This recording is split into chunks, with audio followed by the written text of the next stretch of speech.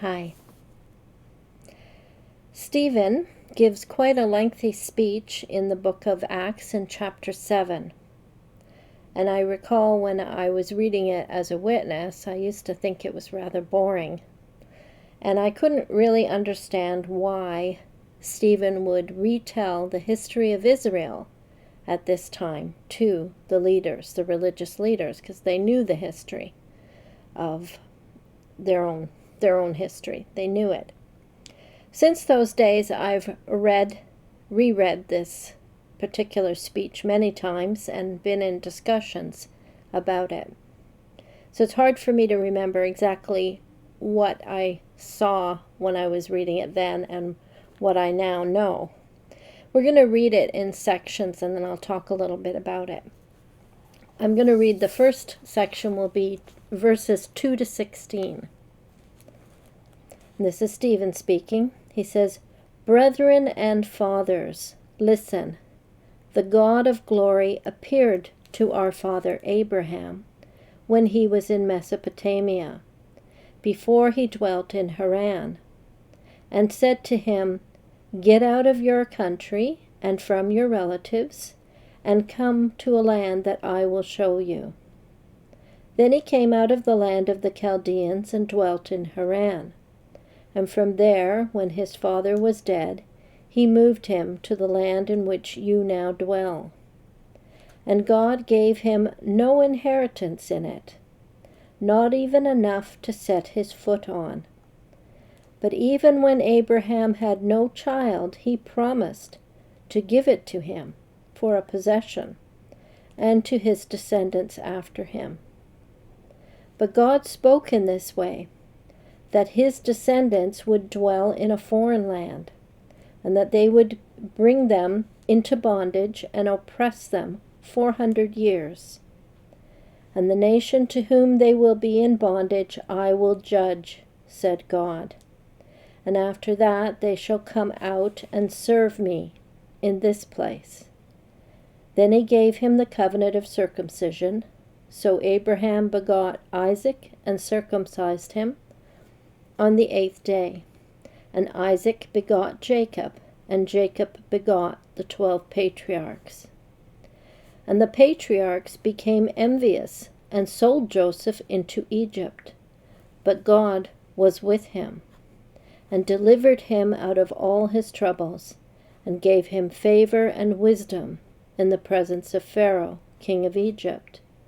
And he made him governor over Egypt and all his house. Now a famine and great trouble came over all the land of Egypt and Canaan, and our fathers found no sustenance. But when Jacob heard that there was grain in Egypt, he sent out our fathers first. And the second time Joseph was made known to his brothers, and Joseph's family became known to the Pharaoh. Then Joseph sent and called his father Jacob and all his relatives to him, 75 people. So Jacob went down to Egypt, and he died, he and our fathers. And they were carried back to Shechem and laid in the tomb that Abraham bought for a sum of money from the sons of Hamor, the father of Shechem. So, first of all, if you'll recall, I was reading the book of Acts in order to meet the challenge that David had given me to find my witnessing words in the people speaking the gospel in Acts, or telling the good news in Acts.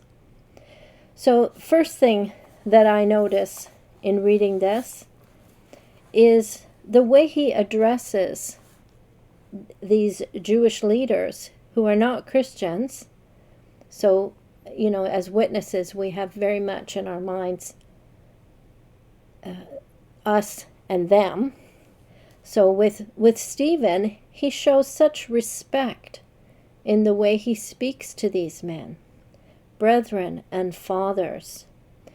So I think when I was a witness, I would never have considered calling somebody that was a churchgoer, my brethren, brothers. So that would be one of the things that I noticed in reading this. The second thing is the way he addresses God, how he speaks about him. He starts with the God of glory. And then if you look through the rest of the speech, he speaks of God. He never uses the divine name. As a witness again, I see the divine name everywhere, in the magazine and in conversation with other brothers and sisters. The name Jehovah is always mentioned. You wouldn't say just God. And you wouldn't use a phrase like the God of glory as a witness. So why doesn't Stephen use the divine name?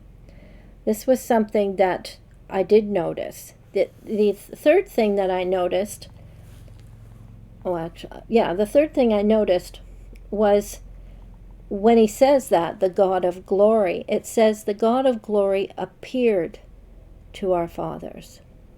As a witness, I have to make appeared something other than what it is. I have to redefine the word in order to fit my witness thinking. It can't have actually appeared, the God of glory. It has to have been an angel. I have to redefine it. So actually, this is the third thing I was going to mention was, and I did talk to my dad about this one, was later when he's saying what God promised to Abraham. It says that God promised him that he would inherit or possess the land and his children. But it says, he also says, God didn't give it to him. He never had any inheritance in it, not even a foot. So as a witness, I was thinking about the way we view the coming paradise. And it's global. So I didn't see any borders or any limits. People will live, a set of people will live here. I saw no borders or boundaries in the pictures that we were given as witnesses about the paradise. So I asked, well, isn't God going to keep his promise then to Abraham? Because he does promise him that land and his people that land. So when will he get that promise? Or is God not going to fulfill that promise? That puts God's reputation at stake. So those were things I did notice as a witness. Now, as to, in the meantime, I've had lots of conversations as to why Stephen relates this specifically to the religious leaders of his time. Why is he telling them their own history? Remember the charge that is put against Stephen. We're told in the previous chapter that they say he is speaking against this holy place. So Stephen is pointing out where God is when he gives these promises to Abraham, where his people are. So he promises Abraham while he's outside of that place. He promises, he tells them, it does say promises, that they will be for 400 years under bondage in a foreign land. But there's that hope that they're going to have this land in the future, and God is with them. So when it gets to Joseph, he says God was with him. God was with him in Egypt, outside of that holy place. So he seems to be pointing out all the times where you see God with Abraham, with Abraham's children, with Joseph, to the point where he saves them through their bondage in Egypt. So God is not limited to a place. So had the Jews now rather localized God, made him, contained in their place, in their holy place, had they put God in a box? And that would make us ask, do Jehovah's Witnesses put God in a box called org? I think they do. They have this defining of God almost as if he's their exclusive possession. No one outside the org can have God or have any kind of connection or relationship with him. But that doesn't fit this picture.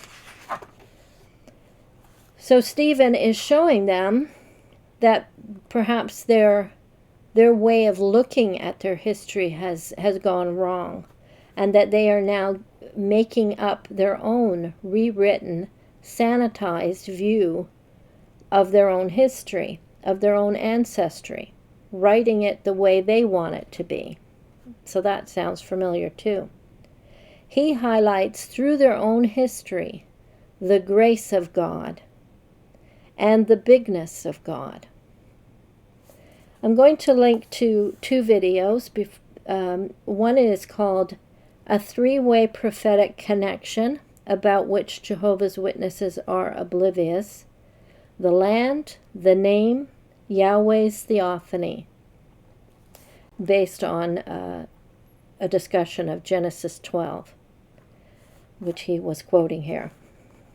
And from the Paradise Lost series that we did, the second one, Yahweh appears in his glory. We'll continue chapter 7 the next time.